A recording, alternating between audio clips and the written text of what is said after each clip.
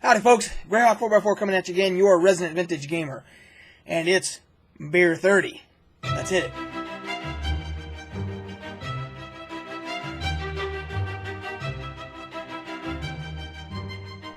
Okay, to start off this episode of Beer 30, I have to disclaim that this is a very special beer that we're going to test today.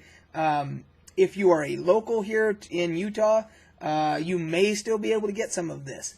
If you are not a local, unfortunately, you probably will not be able to get any of this because they only made 1,500 cans of this at our local brewery, and they've got about they had about 600 cans when I bought mine, so they've still got some, I'm sure, but probably not for much longer. So this is called the Czechulator Doppelbock. And it is made at the Bohemian Brewery, right up in Midvale. And it was a limited edition. And everybody's going to probably say, well, why are you going to show us a beer that we may or may not be able to get? And the simple fact is that it is a very good beer. I wanted to talk about it a little bit. Because I love this brewery.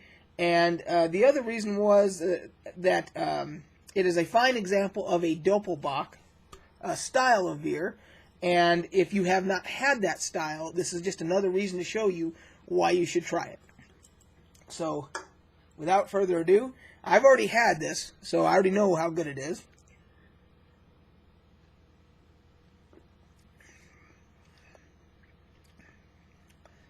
And Doppelbocks generally have a little bit of a higher alcohol content. This one has about 7%. And one of the interesting things about this beer is that you do not notice the kick in the head, alcohol, jumping at you for having 7% in there. You don't really notice it because of the other flavors and everything that are going on. It is a dark beer, as you can tell.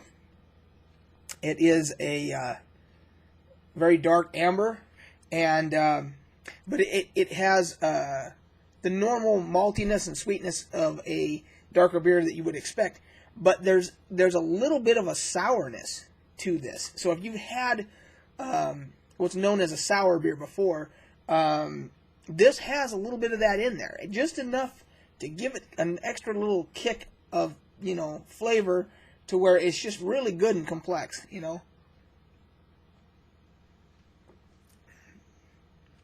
That is just amazing. I bought 6 of these because they even though I had it with dinner and everything, they said, well, we are selling the cans too if you want to take some with you, and it was $24 for 6 of these. So anyway, it was a little bit pricey, but I figured, well, I've still got 4 left.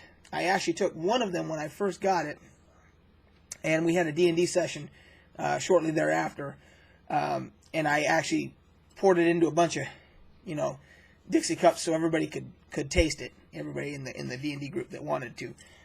So I kind of donated 1 to the group, and then kept 5 for myself, and 1 here at Beer 30, and that leaves me with 4. So anyway, if you are local and you want to go get some before it's all gone. If you are not a local, or if they're out of it, Bohemian Brewery has tons of great beer that they make. I'm not paid to say that or whatever. It's just my favorite brewery here in Utah. They have great food too. So anyway, for this edition of Beer 30, I had a lot of stuff I wanted to cover because I'm trying to get caught up from being sick, which I still am not 100%. You can probably hear that, but anyway, I want to get caught up. There was a lot of things that have come up here in the last few days that I wanted to talk about. One of which is there is a Kickstarter campaign that has 6 days left, and it is for it's called the Walking Dead All Out Wars miniature game.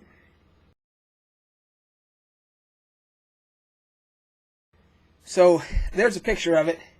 It looks, the detail in the crafting of the board and the pieces and everything looks amazing. they were asking to make 50,000 on their goal, and they made 430. As you could see on that picture, they made 439,000. They still have 6 days to go. It is a little pricey. It's $125. It looks like to get the game, and then that comes with all the Kickstarter stuff. You have the extras and stuff that they're Kickstarter exclusives and so forth. It's probably more than well worth it. If it was in a game store, I'm guessing it would be at least $125, if not more. So I wanted to, because I'm probably not going to be able to deny the temptation. I'm probably going to have to get on this Kickstarter, and I haven't done a lot of them lately. I've had pretty good luck with Kickstarter, but I've kind of been, using my money elsewhere. I bought the new mic. That was expensive and stuff like that. So, but I may have to pull the trigger on this one. It looks really good. So that's one thing, especially if you're a fan of The Walking Dead. And by the way, it looks like everything in that game is styled after the comic book, not the TV show. So, especially if you're a fan of the comic, it looks like it's right up your alley. That's one thing. And then there's a couple of Dungeons and Dragons items I wanted to talk about. Number one, for all of us old school D&D collectors and so forth, Wizards of the Coast is actually offering money for us to do high quality scans of some of our old printed material to supply to them, and then they're going to make it available, through the Dungeon Masters Guild and their online store, RPG or whatever, drive through RPG or whatever it is, to offer the PDFs and so forth. And it looks like they're offering about $50 for each scan, and they have a list of the publications that they're looking for.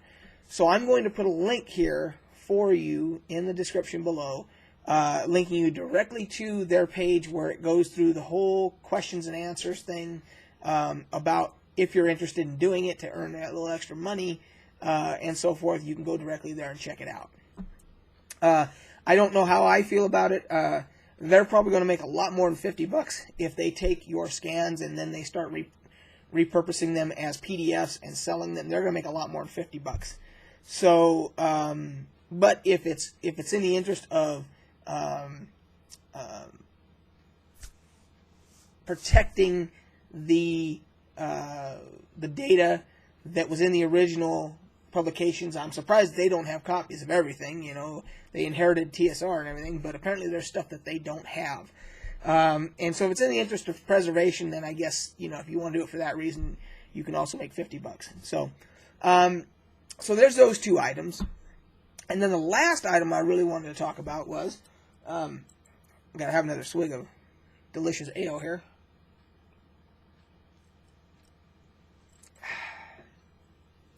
The other Dungeons and Dragons item that I wanted to talk about was there was an announcement today that somebody was interviewing the producer for the upcoming Dungeons and Dragons movie that is in the works, and I'm going to quote what he said.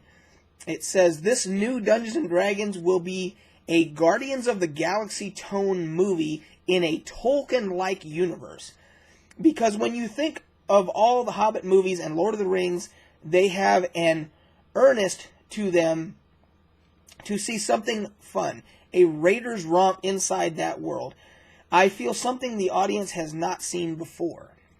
Now, so if it boils down to it's going to be Guardians of the Galaxy-like in a Tolkien-like world, I think most of us old school paper and pencil Dungeons and Dragons players would say, duh, that's what we do when we're back here at the table.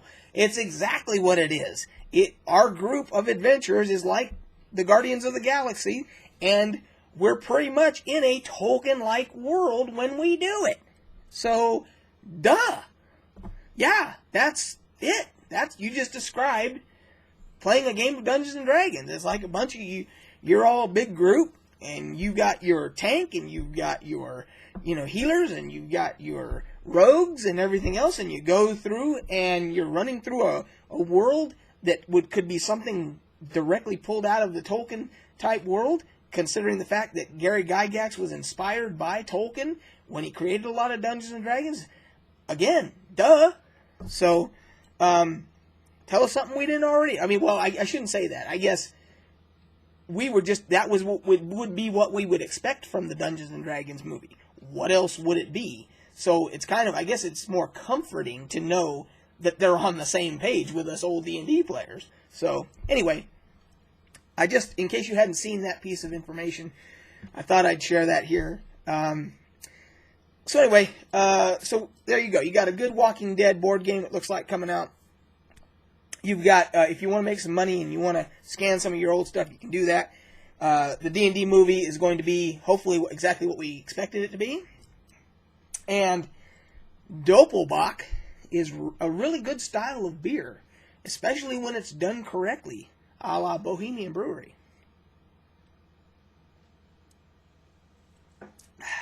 And you may notice that I'm wearing a Gamers Inn t-shirt. And there is a little story behind it. That is one of our local game stores. It's actually my favorite local game store.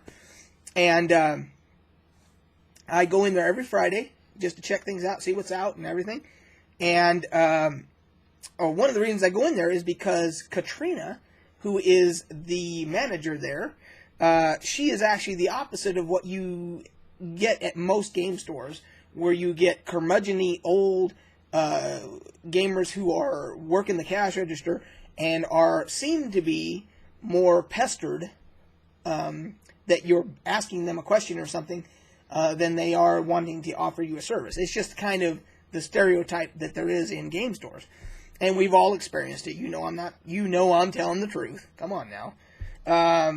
They always act like, especially if they're playing a game of Magic or something, it's like, oh, you're bugging me in the middle of my Magic game to get up and sell you a book. I mean, we get it. We've seen it. But Katrina is different. So she is very helpful, always welcoming and everything. And so I was talking to her one day, and they had these T-shirts for sale for $10. And I said to her, pointedly, I said, well, you guys know I've given you guys plugs before on my YouTube channel. I said, I'll be darned if I'm going to pay you $10 to walk around and advertise for you, too. I said, if you guys want to give me a shirt to wear on a video or something, I'll be glad to wear a shirt, for you and everything else. And so you can see I'm wearing a Gamers Inn shirt. So yes, they gave me a shirt. And I don't own any yellow shirts, so now I have a yellow shirt. So thank you, Gamers Inn, and there's your plug. So it worked out for everybody, see? And it didn't cost me $10. So anyway, guys, that is it. We will catch you guys on the flip side. Go have a good beer. Cheers.